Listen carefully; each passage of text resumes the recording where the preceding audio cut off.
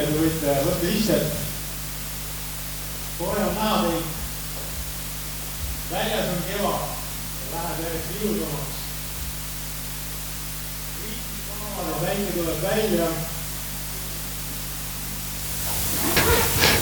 Kuidas me oleme selle kriisi üle elanud? Vähemalt on näha, et me oleme üle elanud. Me oleme elus. See on tore. Tänu Jumalale. Täna ma tahakski rääkida natukene kriisist, siis millest ikka muust. See on kõige kuumem teema viimasel ajal. Siis ma annan ka oma osa sellesse teemasse siis. Tänane jutlus kannab nime kriisipotentsiaal. Kriisipotentsiaal. Elus ei pääse kriisidest, nii kui ma usun, me kõik oleme kogenud. Ka piibel on täis lugusid erinevatest kriisidest. Tegelikult võiks öelda, et 99,9% piiblist räägib erinevatest kriisidest. Kriis kriisi otsa. Ja piibel käsitleb ühte kriisi läbi ajaloo, mis on kõigi teiste kriiside põhjuseks.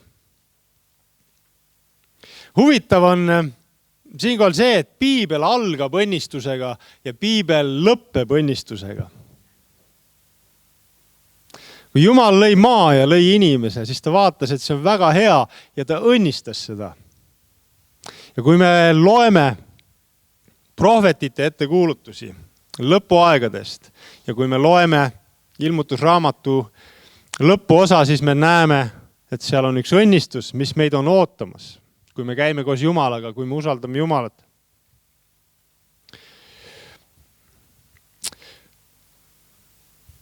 Nii et piibel algab õnnistusega, piibel lõppeb õnnistusega. Ja suurem osa piiblist räägib kriisidest. Nimetame neid õnnistusi, seda esimest õnnistust esimeseks õnnistuseks ja seda õnnistust, millega piibel lõppeb teiseks õnnistuseks. Piiblis on 2 lugu 2 mehest. Hiob ja Joosep. Tegelikult piiblis on väga palju lugusid meestest ja naistest, aga me kõigist nendest ei jõua rääkida täna. 2 meest, Hiob ja Joosep. Ka nende lugude eripäraks on see, et nende lood algavad õnnistusega ja nende lood lõppevad õnnistusega. Aga samamoodi suurem osa nende lugudest käsitleb tegelikult kriise.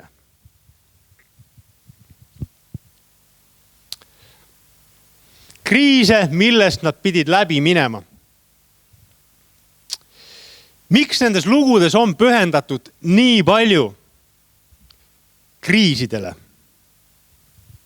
Miks on kogu piiblis pühendatud nii palju tähelepanu kriisidele?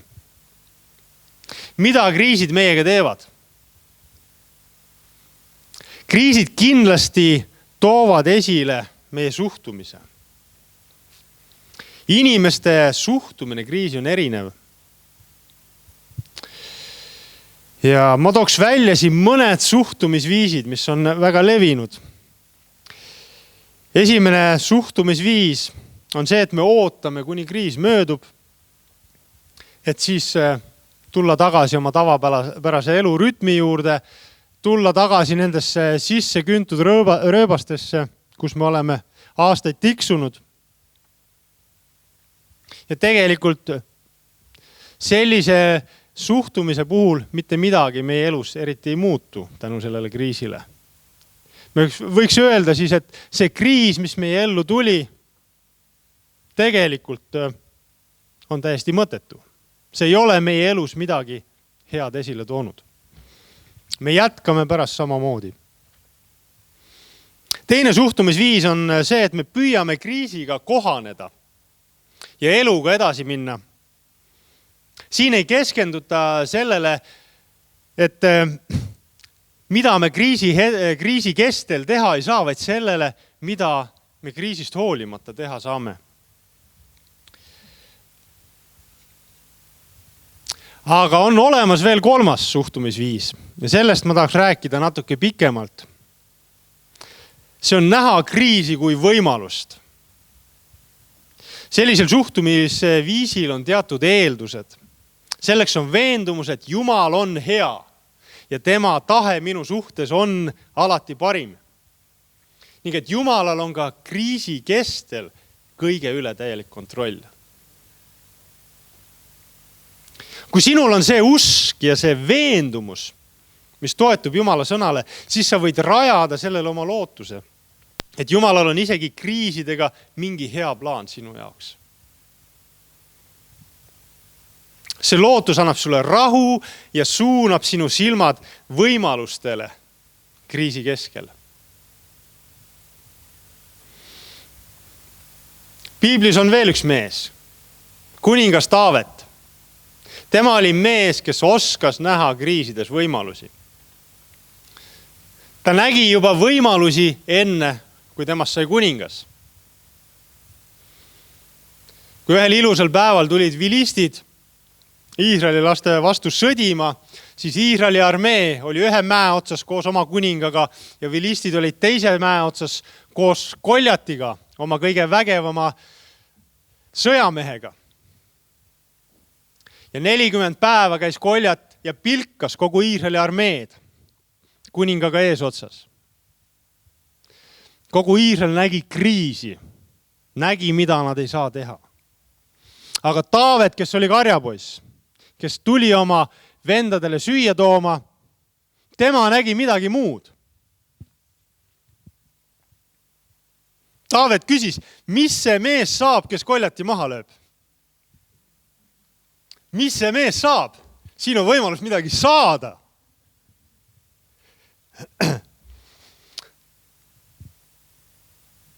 Kangelased sünnivad kriiside keskel. Kangelased sünnivad ainult kriiside keskel. Mis on need võimalused, mida me võime kriisidest leida? Igas kriisis on võimalus areneda ja avastada oma potentsiaali. Jumal kasutab kriise meie treenimiseks.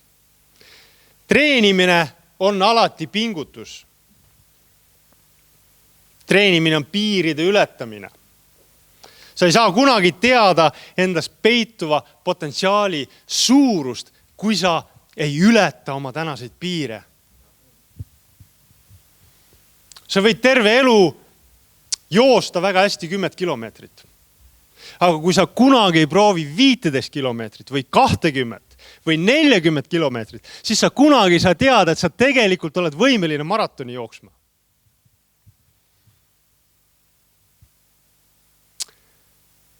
Nii et treenimine on pingutus.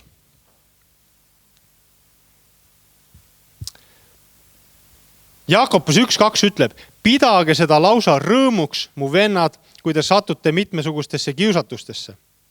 Kuna te teate, et teie usu läbikatsumine teeb kannatlikuks, aga kannatlikkus olgu täiuslik, et te oleksite täiuslikud ja terviklikud ega oleks teis midagi vajaka. Amen. Jaakobus kutsub meid üles olema rõõmsad kriisidesse sattudes. Mitte kriisi üle, vaid selle üle, mida kriis meis teeb. Mida kriis meis esile toob. Kiri Filiplastele 2. peatükk 5-11 salm ütleb, mõtelge iseenestes seda sama, mida Kristuses Jeesuses, kes olles Jumala kuju, ei arvanud osaks olla Jumalaga võrdne, vaid loobus iseenese olust, võttes orja kuju, saades inimese sarnaseks ja ta leiti välimuselt inimesena. Ta alandas iseennast saades kuulekaks surmani, pealegi risti surmani. Seepärast on Jumal tõstnud ta kõrgemaks kõrgest ja annetanud talle selle nime, mis on üle iga nime. Et Jeesuse nimes nõtkuks iga põlv nii taevas kui maa peal, kui maa all ja et iga keel tunnistaks, Jeesus Kristus on issand Jumala isa kirkuseks.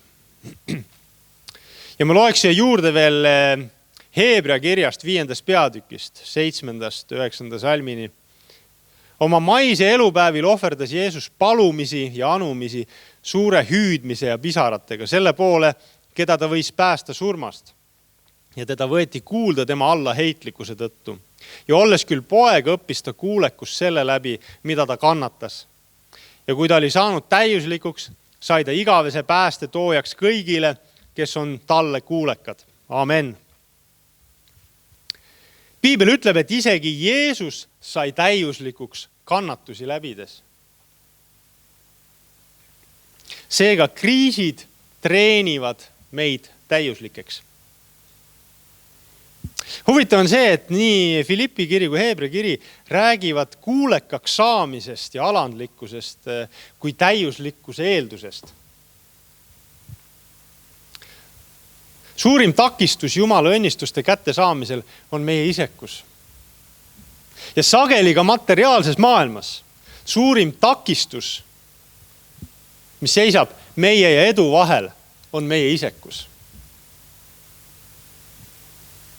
Sest see on vastuolus Jumala loodud seadustega. Külvi ja lõikuse seadusega. Kui sa ei anna välja, siis sa ei saa tagasi. Kui sa annad välja, kui sa külvad välja, siis sa saad tagasi. Varem või hiljem sa saad tagasi. Kriisid loovad võimaluse isekusest vabanemiseks. Kriisid iseenesest veel ei vabasta meid isekusest, aga nad loovad meile võimaluse isekusest vabanemiseks. Jumal kasutab kriise, et me mõistaksime, kui palju me Jumalat vajame. Kui sa koged terve elu ainult ülevoolavaid õnnistusi, siis sa ei mõistagi, et sind on õnnistatud. Alles siis, kui õnnistused katkevad, mõistad sa, kui sõltu sa tegelikult Jumalast oled. Jeesus ütles, ilma minuta ei või te midagi teha. Me kõik vajame jõuda sinna punkti, kus me mõistame, et ilma Jumalata me ei suuda mitte midagi teha.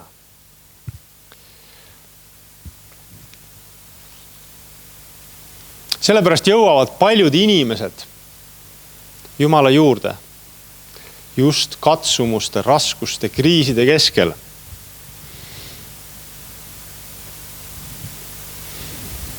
Siis, kui õnnistuste vool on lakanud. Kui sa tahad jõuda oma elu täispotentsiaali, siis sa vajad jõuda sellesse punkti, kus sa mõistad, et ilma Jumalata ma ei suuda midagi teha. Jumal ei soovi, et sa lisad teda natukene enda ellu, aga Jumal soovib, et sa alistad täielikult oma elu temale. Siis saab tema täius tulla sinu elus esile. Jumal on sind selliselt loonud. Selliselt, et sinu potentsiaal saab esile tulla ainult koostöös temaga ja täpsemalt alistudes Jumalale. See oli nii Hiobiga, see oli nii Joosepiga, see oli nii Jeesusega ja see on nii sinu ja minuga.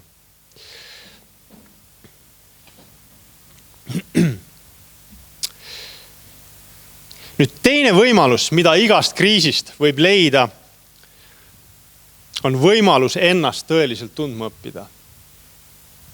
Jumal kasutab kriise, et me võiksime ennast paremini tundma õppida.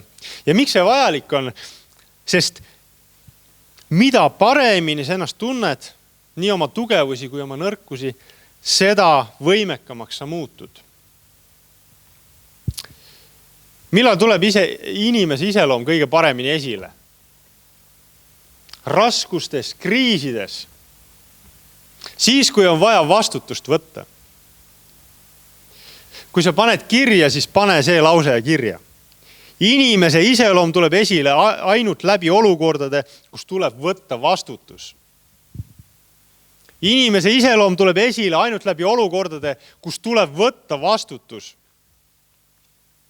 Üks minu kunagine kooliõpetaja ütles, et enne kui abiellud vii oma pruut matkale. Ja kes mind tunnevad, need teavad, et ma matkan päris palju, mulle meeldib väga matkata. Ja see on huvitav, et sageli juba esimeste tundide jooksul sa võid näha, kuidas inimeste iseloom tuleb esile.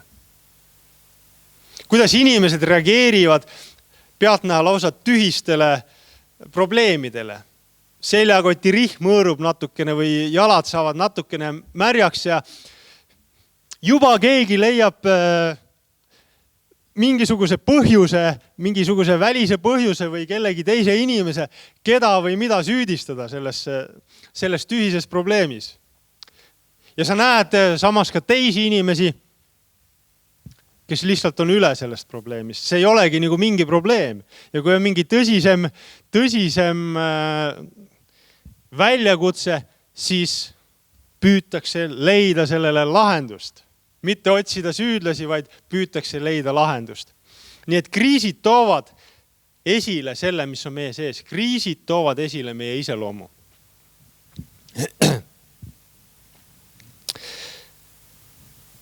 Mõned halvad suhtumised on meie eludest väga visad kaduma. Ja sageli on kriisid ainuke vahend, mis teeb meile asja lõplikult selgeks. Nii et on selgeks tehtud. Kriis on nagu reha, mille otsa sa astud niimoodi ja siis see lajatab sulle otsa ette. Ja neid rehasid on meie kõigi eludes. Ja mul on sulle ka küsimus täna. Mis on see reha, mille otsa sina kogu aeg astud? Juba mitmendat korda. Kõmm ja kõmm. Lajatab sulle otsa ette. Millal sulle kohale jõuab see, et reha liigub alati samas suunas? Kui sa astud talle peale, siis ta lajatab sulle otsa ette. Muuda natuke oma suunda. Tänu Jumalale, et see on reha, et see ei ole miin, mille otsa sa oled astunud. Siis enam teist korda ei oleks võimalust.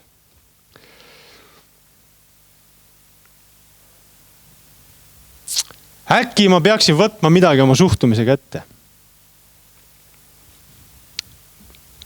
Kolmas võimalus, mida me leiame igast kriisist, on võimalus Jumalat sügavamalt tundma õppida. Nagu juba mainitud, siis Hiobi ja ka Joosepi lugu algavad õnnistusega ja lõppevad õnnistusega. Nii esimene kui ka teine õnnistus on Jumala õnnistused. Nad ei ole kumbki sugugi ühest kehvem ja teisest parem. Nad mõlemad on Jumala õnnistused. Kuid nende õnnistuste tähendus on täiesti erinev. Jumal ei lasknud Hiobil kõiki neid kriise läbi elada selleks, et teda karistada. Jumal ise ütles, et teist nii Jumala kartlikku inimest ei ole maa peal kui Hiob. Nii et Jumal ei karistanud Hiobit. Samuti ei karistanud Jumal Joosepit. Kuigi võib-olla Joosep oli natukene ellitatud ja võib-olla oleks natukene ära kulunud. Aga Jumala eesmärk ei olnud Joosepit karistada. Ja Jumala eesmärk ei ole meid kedagi karistada.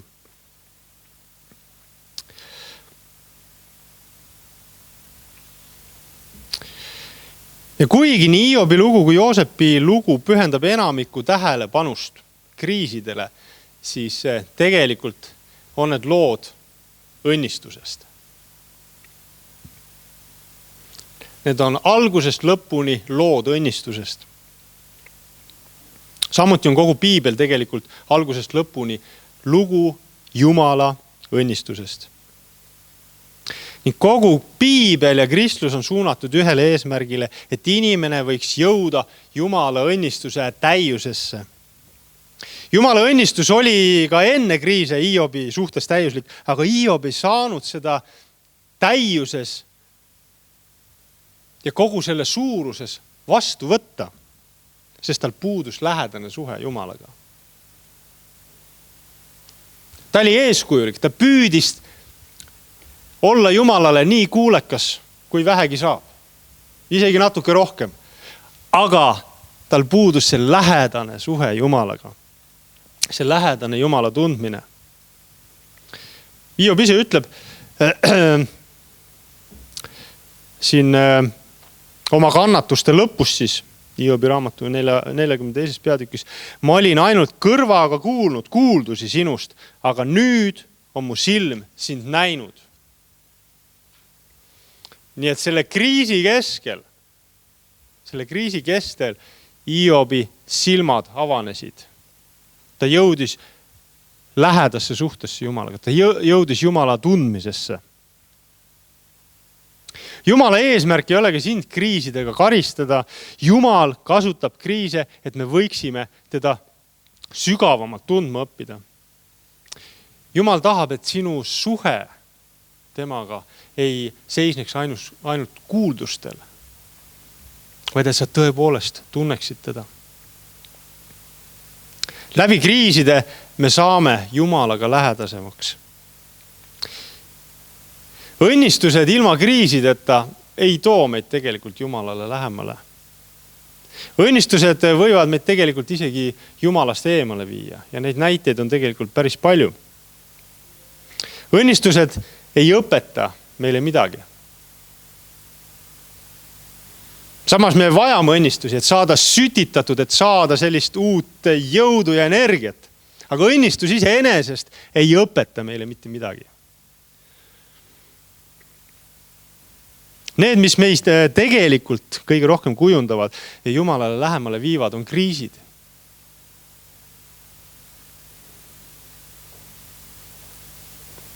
Läbi kriiside me õpime Jumalat tundma. Läbi kriiside me õpime Jumala toimimist, Jumala suhtumist tundma. Läbi kriiside me näeme, kui palju Jumal tegelikult armastab meid. Me näeme, kui palju me tegelikult vajame Jumalat. Ja me näeme, kui täiuslik on Jumal.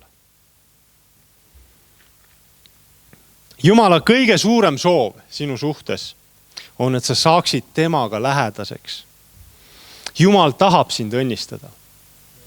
Jumal tahab sind väga õnnistada, aga ilma kriisideta ei oska me õnnistusi vastu võtta. Kriisid annavad armastusele võimaluse ennast väljendada.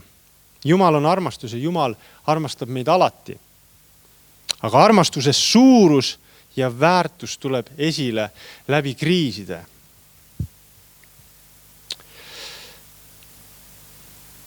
Kokkuvõtteks võiks öelda, et kriisid on ebameeldivad, aga vajalikud. Need teevad sinus ja minus positiivset tööd. Kui meie suhtumine kriisidesse on õige. Kriiside eesmärk Jumala seisukohast on eelkõige juhtida sind lähedasse suhtesse temaga ja tuua sinus esile parim kogu see potentsiaal, mille ta sinusse on pannud. Kes meist ei tahaks elada oma täispotentsiaalis? Kes meist ei tahaks kätte saada kõike seda head, mis Jumal meisse on pannud? Ja see, mida Jumal meisse on pannud, see on üle mõistuse suur. See on üle mõistuse piiritu ja avar.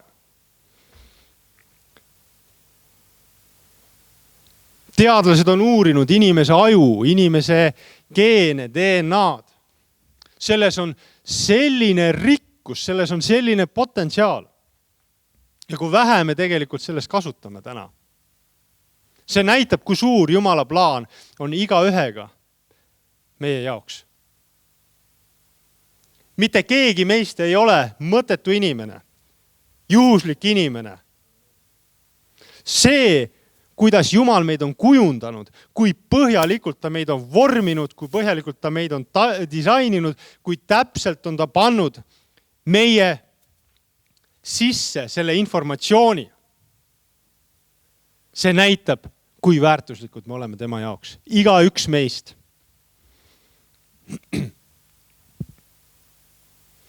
Kriis võib olla kas õnnistus või needus. Aga kriis on mõeldud olema osa Jumala õnnistusest. Kui sa lased kriisil ennast juhatada lähedasemasse suhtesse Jumalaga, siis saab kriisist võimalus võtta vastu Jumala õnnistused kogu nende täiuses. Sinu täispotentsiaal saab esile tulla ainult läbi kriiside. Nii et ära karda kriise.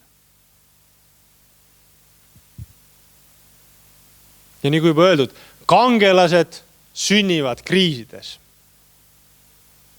Amen. Ole väga õnnistatud. Ma loodan, et Jumal kõnetas sind ja sa said julgustatud. Aitäh!